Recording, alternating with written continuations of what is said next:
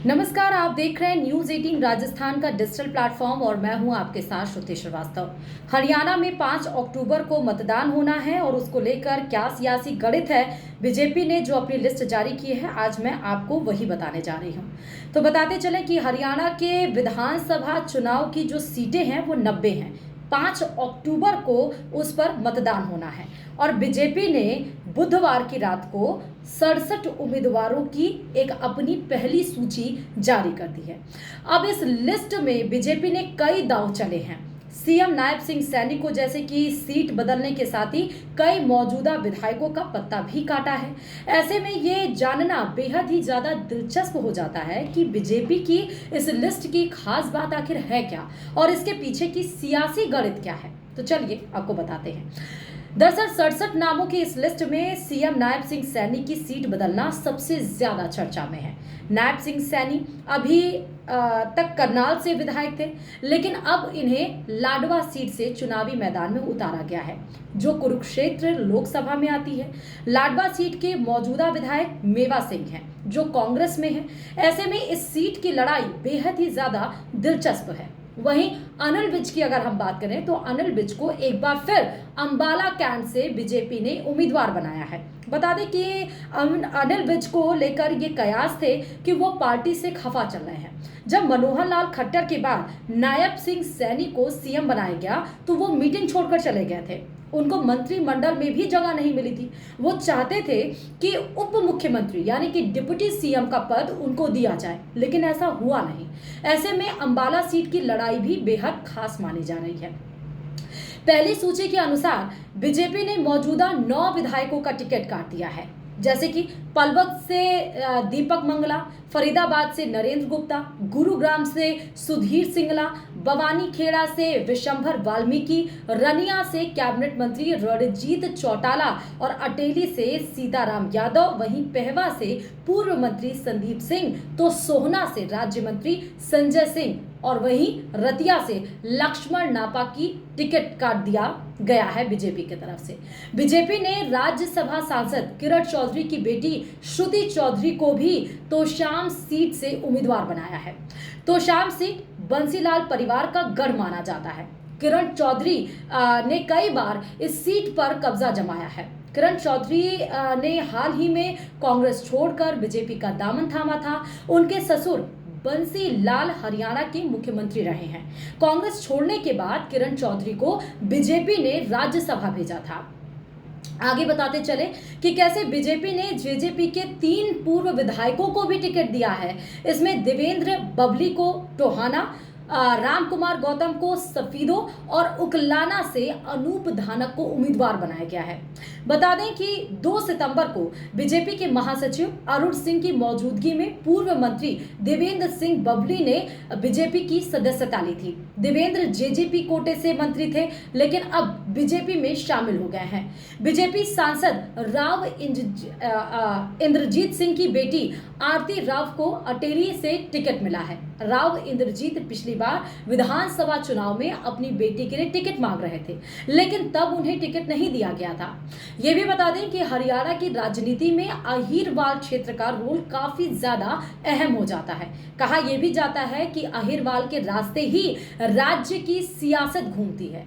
राव इंद्रजीत को अहिरवाल का बड़ा नेता माना जाता है। अटेली विधानसभा सीट भी इसी अहिरवाल क्षेत्र में आती है। यहाँ यादव वोटर्स काफी ज्यादा निर्णायक भूमिका में रहते हैं। बीजेपी की ओर से जो लिस्ट घोषित की गई है उसमें सबसे चौंकाने वाला नाम देवेंद्र चतुर्भुज अत्री का है। उन्हें उचाना सीट से टिकट दिया गया है। उचाना प्रदेश की हॉट सीट मानी जा रही है, क्योंकि जेजेपी नेता दुष्यंत चौटाला ने इस सीट से चुनाव लड़ने का ऐलान किया है। बता दें कि जेजेपी और आजाद समाज पार्टी का इस बार गठबंधन है। सूत्रों के अनुसार यह भी बताया गया कि उचाना सीट की लड़ाई अब बेहद ही ज्यादा दिलचस्प हो गई है। चलिए अब आपको ये भी बताते चलें कि बीजेपी की इस लिस्ट में एक खास बात और देखने को मिली है। वो क्या है वो आपको बताते हैं। दरअसल बीजेपी ने इस बार कई युवा चेहरों को मौका दिया है, जैसा बीजेपी का फंडामेंटल्स रहे हैं इस बीच चुनाव में। जैसे कि सोनीपत से मेयर निखिल मदान को बीजेपी ने उम्मीदवार बनाया है। उन्होंने कांग्रेस के टिकट पर मेयर का चुनाव लड़ा था। पिछले महीने वह बीजेपी में शामिल हुए।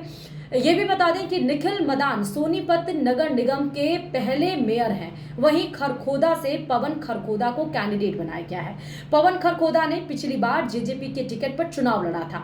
वहीं गोहाना से अरविंद शर्मा को मौका मिला है। अरविंद शर्मा रोहतक से सांसद रह चुके हैं। वहीं गोहाना से अरविंद शर्मा को मौका मिला है।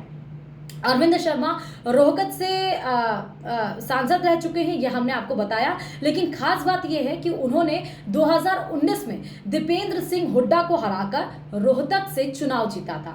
उन्हें पीएम का बेहद ही खासा नजदीकी माना जाता है। इस लिस्ट में बीजेपी ने नवीन जिंदल को भी झटका दिया है। जी हां, दरअसल नवीन जिंदल अपने परिवार के सदस्यों या फिर यूं कहें अपनी मां सावित्री जिंदल या अपनी पत्नी शालू जिंदल के लिए लगातार हिसार से टिकट मांग रहे थे, लेकिन पार्टी ने मौजूदा विधायक और मंत्री कमल गुप्ता को हिसार से टिकट दिया है। अब आप ये सोच सकते हैं कि बीजेपी में कब क्या हो जाए, इसीलिए ये कहना मुश्किल होता है। वहीं अगर हम करनाल विधानसभा की बात करें तो बीजेपी ने जगमोहन आनंद को उम्मीदवार बनाया है। जगमोहन पूर्व मुख्यमंत्री मनोहर लाल के मीडिया कोऑर्डिनेटर रह चुके हैं।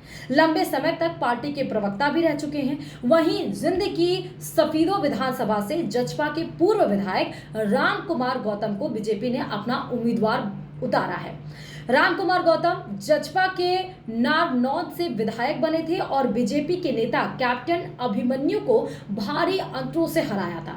कहा यह भी जा रहा है कि सफीदों से बीजेपी ने टिकट देकर अभी जितने भी लोग थे सभी को चौंका दिया है।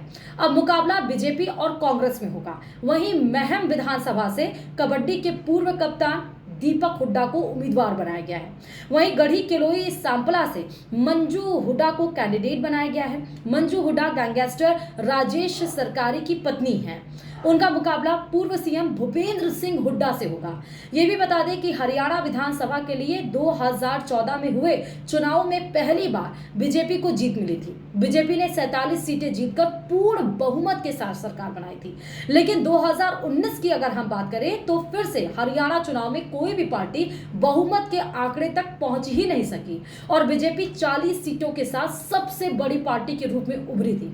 ये बात अलग था कि बीजेपी 2019 में जेजेपी और बीजेपी का गठबंधन था और वहीं कांग्रेस का कारवां 31 सीटों पर रुक गया और नई नवेली जननायक जनता पार्टी जेजेपी को 10 सीटों पर जीत मिली थी। चौटाला परिवार की पार्टी आईएनएलडी एक भी सीट जीत नहीं सकी थी। लेकिन इस बार समीकरण कुछ अलग है, इस बार फंडामेंटल्स कुछ अलग है, इस बार जो कैंडिडेट्स है मैदान में वो कुछ अलग हैं। तो इस बार इसीलिए 90 सीटों की विधानसभा का चुनाव जो हरियाणा में होने जा रहा है वो बेहद ही दिलचस्प है। इसी के साथ ही इसमें फिलहाल इतना ही और खबरों के लिए देखते रहिए न्यूज़ 18 राजस्थान। नमस्कार।